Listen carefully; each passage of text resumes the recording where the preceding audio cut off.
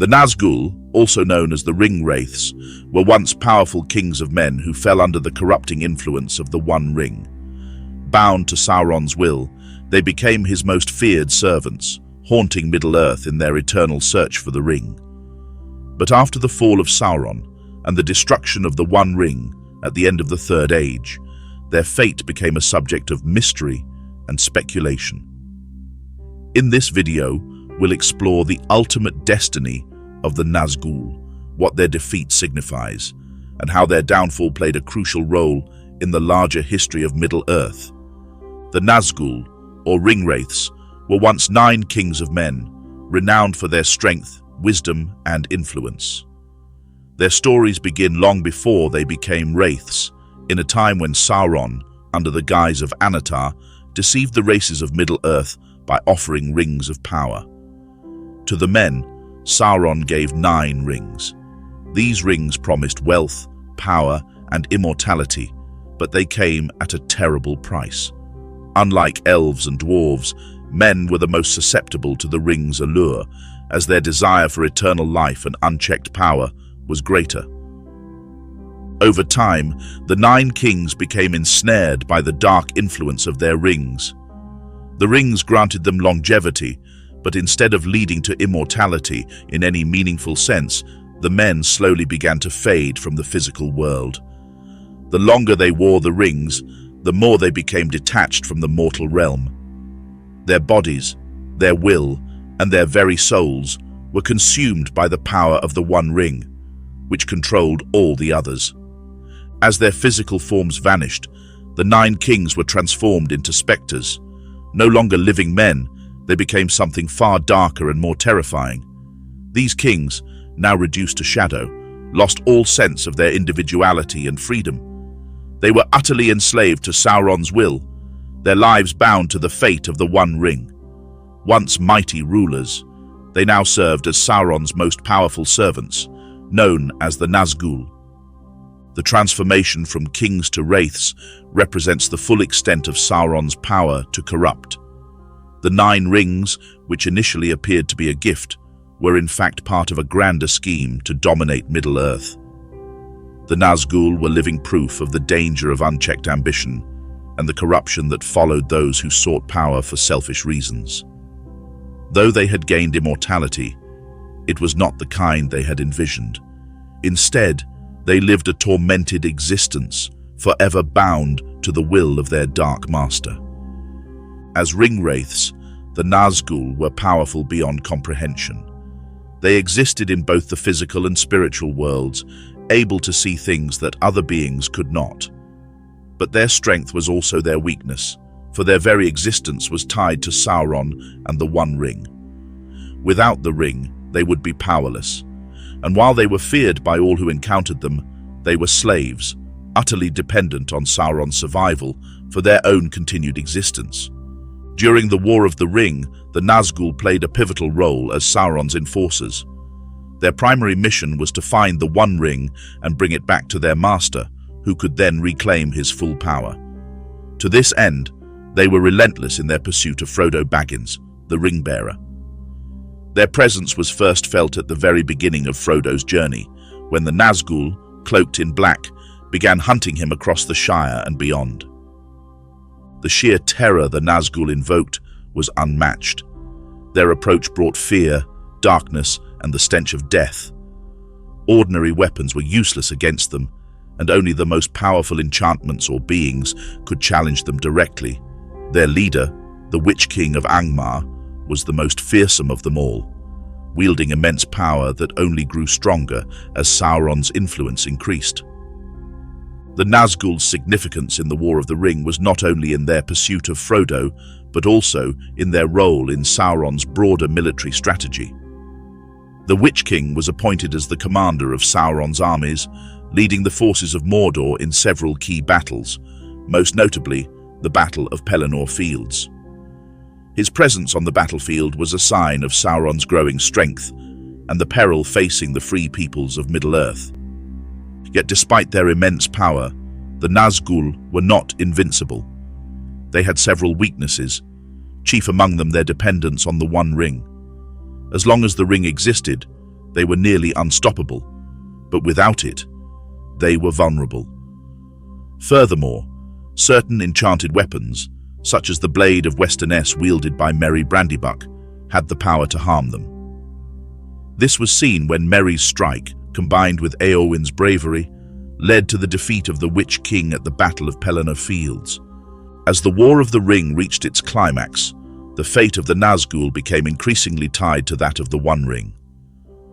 When Frodo and Sam finally reached Mount Doom and the ring was cast into the fires of Orodruin, the destruction of the ring unleashed a wave of cataclysmic energy.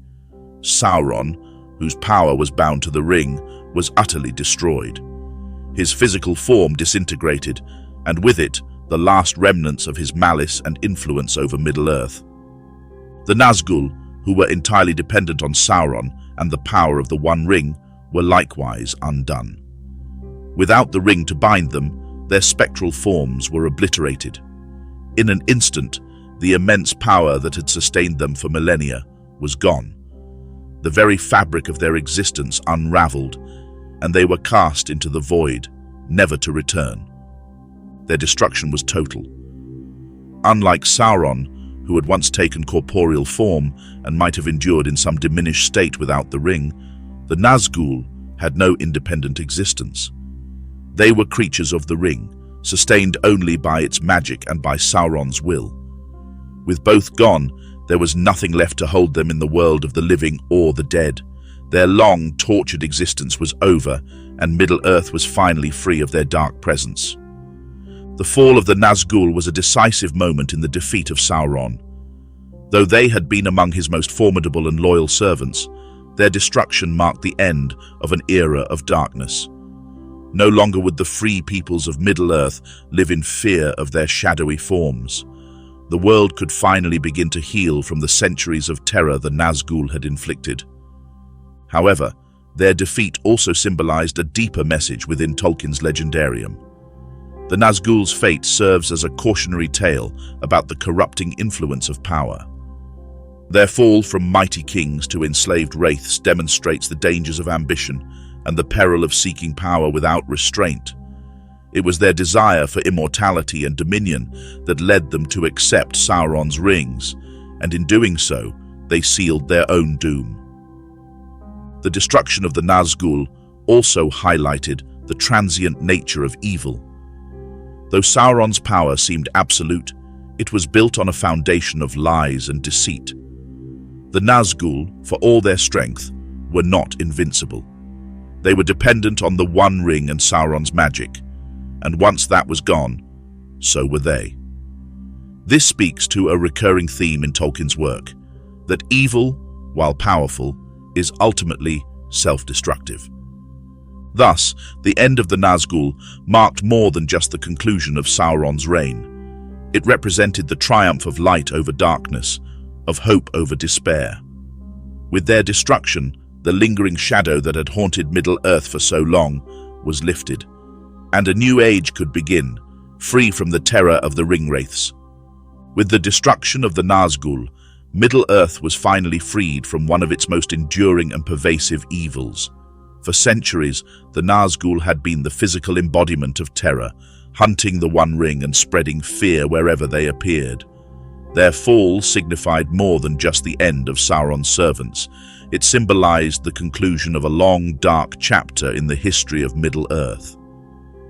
However, their legacy, both in terms of the damage they caused and the memory of their reign, would continue to shape the world, even after their final defeat.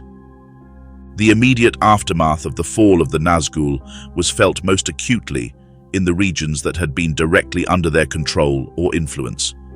Mordor, the epicenter of Sauron's power, was left in a state of disarray after the ring's destruction. The Nazgul had served as Sauron's most trusted lieutenants, and without them, there was no leadership left to command the remnants of his armies. The destruction of the Nazgul, along with the collapse of Sauron himself, caused the orcs and other creatures under his dominion to scatter in chaos. In the wake of this power vacuum, Gondor and its allies were able to move in and secure the region, ensuring that Mordor would no longer pose a threat to the free peoples of Middle-earth. the lands that had long suffered under the tyranny of the Nazgul began to recover. In Gondor, the defeat of the Witch King, the leader of the Nazgul, marked a significant turning point. His death at the hands of Éowyn and Merry during the Battle of Pelennor Fields shattered the morale of Sauron's forces and paved the way for victory in the final battles of the war. The Witch King had been a constant menace to Gondor for many years, first as the ruler of Angmar in the north, then as the commander of Sauron's armies. His destruction was not only a military victory, but also a symbolic one, representing the end of a seemingly invincible foe who had terrorized the kingdoms of men for centuries. In the north, the memory of the Nazgul, especially the Witch King, lingered as a dark chapter in the history of Arnor.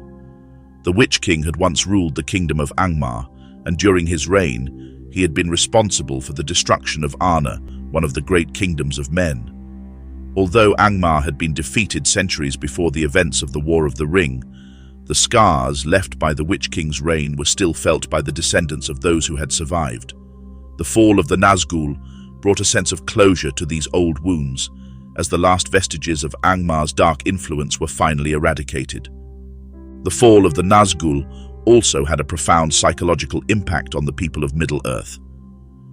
For centuries, the Nazgul had been figures of dread, their very presence a reminder of the power and malice of Sauron. Even those who had never encountered them directly were haunted by tales of their cruelty and their relentless pursuit of the One Ring. The destruction of these shadowy figures, along with Sauron's defeat, lifted a heavy burden from the hearts of the free peoples. It was as though a dark cloud that had hung over the world for so long had finally dissipated, allowing hope to shine through. However, the legacy of the Nazgul was not so easily forgotten. The damage they had done to Middle-earth over the centuries could not be undone overnight. Entire regions had been devastated by their influence, and the fear they had instilled in the hearts of men was not something that would simply vanish. Gondor, in particular, had borne the brunt of their attacks during the War of the Ring, and it would take time for the kingdom to fully recover. The rebuilding of Minas Tirith and the surrounding areas was a massive undertaking, and the people of Gondor would not soon forget the horrors they had faced at the hands of the Nazgul and their master. In Rohan, the memory of the Nazgul was intertwined with the heroism of Éowyn, who had stood against the Witch King in one of the most pivotal moments of the war. Her bravery, along with Merry's assistance, had fulfilled the ancient prophecy that no man could kill the Witch King. This act of defiance against the greatest of the Nazgul became a source of inspiration for future generations, not only in Rohan, but throughout Middle-earth. Éowyn's courage in the face of overwhelming terror was a reminder that even the darkest evils could be overcome by those who refused to submit to fear. While the immediate threat of the Nazgul had been eliminated, their story served as a lasting cautionary tale about the nature of power and corruption. The Nazgul had once been men, kings of great renown, who had been seduced by the promise of power and immortality. Their transformation into wraiths was a stark reminder of the dangers of ambition and the perils of surrendering to the corrupting influence of evil.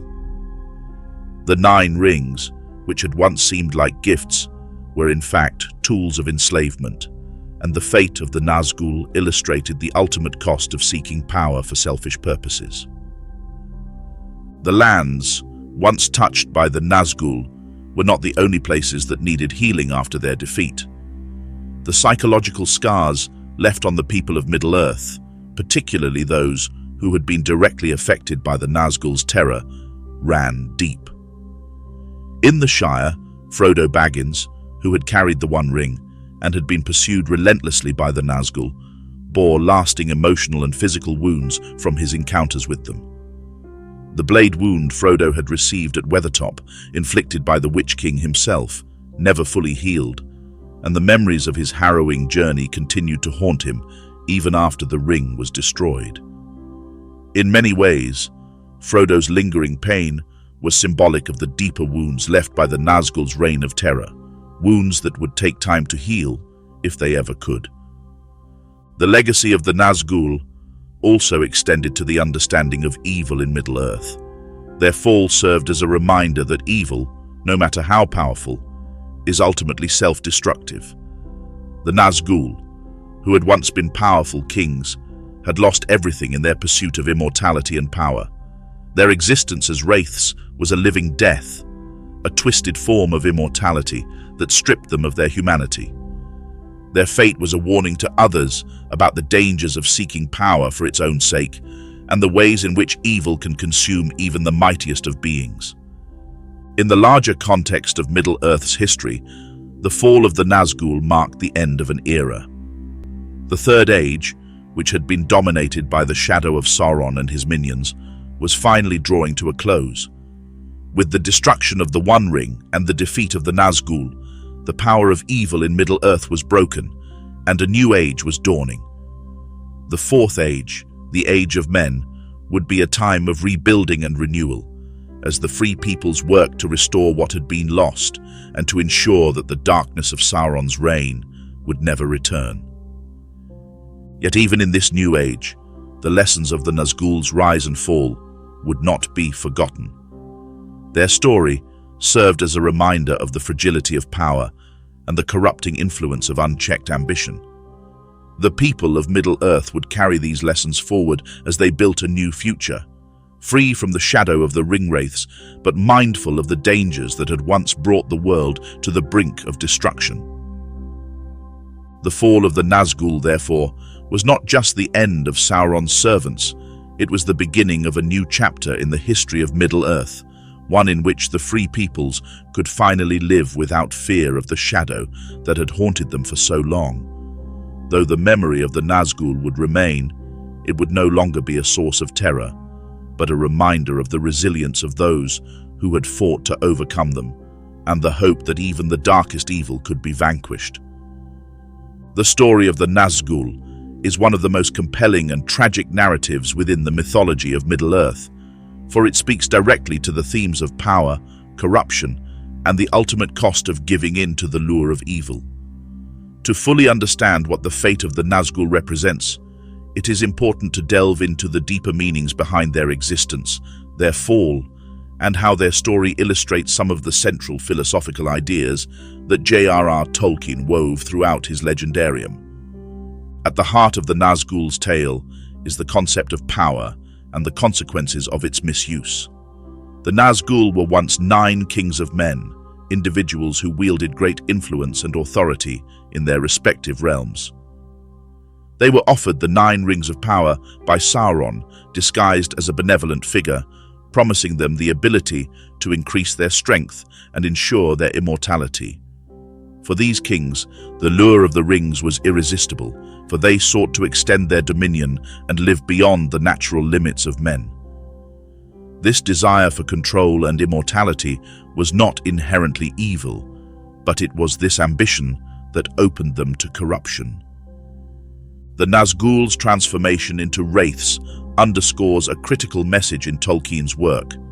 Power, when sought for selfish reasons, ultimately corrupts. The 9 rings did not grant the kings true immortality, but instead trapped them in a state of living death. They became shadows of their former selves, completely enslaved to the will of Sauron. Their fate was sealed the moment they accepted the rings, for they were drawn into Sauron's greater plan to control all of Middle-earth through the One Ring. The lesson here is clear. The pursuit of power without wisdom and restraint leads not to greatness, but to ruin. The Nazgul are a cautionary tale of what happens when individuals surrender their autonomy to a greater evil in exchange for personal gain. In accepting the rings, they forfeited their free will and became extensions of Sauron's malice. They no longer had the capacity to act independently, existing only to serve their master. This loss of self is one of the most tragic aspects of their fate, for the kings who once ruled with authority were reduced to mere instruments of destruction. Their existence as wraiths is a symbol of the ultimate dehumanization that comes with yielding to the corrupting influence of power. In many ways, the Nazgul reflect the broader theme of enslavement to power, which is a recurring motif in The Lord of the Rings. Sauron himself, who once served under Morgoth, is also a figure consumed by the desire for absolute control. Just as the 9 kings fell under Sauron's dominion, so too did Sauron fall under the dark influence of Morgoth's evil. Power, in Tolkien's world, is often portrayed as something that ensnares those who seek it for themselves, trapping them in an endless cycle of ambition and destruction. The Nazgul's inability to escape their fate mirrors Sauron's own enslavement to his dark ambitions. Both are trapped in a web of power from which there is no escape. The fate of the Nazgul also speaks to the theme of the seductive nature of evil. Sauron, in his guise as Anatar, offered the 9 rings as gifts, presenting them as tools that would grant their bearers the power to rule wisely and justly. The kings who accepted them likely believed they could use the rings for good, to secure their realms and strengthen their rule. However, the rings were deceptive, for they were linked to the One Ring, and through it, Sauron could control the wearers. The Nazgul's fate illustrates how evil often disguises itself as something desirable, luring individuals into its grasp by offering them what they most desire. It is only after they have fallen into darkness that they realize the true cost of their ambition. The transformation of the kings into wraiths also emphasizes the theme of the unnatural. In Tolkien's world, death is seen as a natural part of the life cycle, especially for men who are given the gift of death by Ilúvatar. However, the Nazgul sought to escape death, to live forever as rulers of their domains. In doing so, they violated the natural order, and their punishment was to live in a state of perpetual undeath. They did not achieve the immortality they sought, but instead became trapped in a state of half-existence, neither truly alive nor dead. This unnatural state is reflected in their spectral forms, beings who are invisible without their cloaks, who exist more in the shadows than in the physical world. Their very existence is a perversion of life, a manifestation of what happens when mortals seek to defy the natural limits placed upon them. The destruction of the Nazgul, with the fall of Sauron and the destruction of the One Ring, carries profound thematic weight.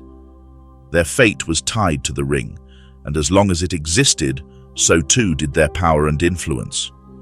When Frodo cast the ring into the fires of Mount Doom, the magical force that sustained them was broken.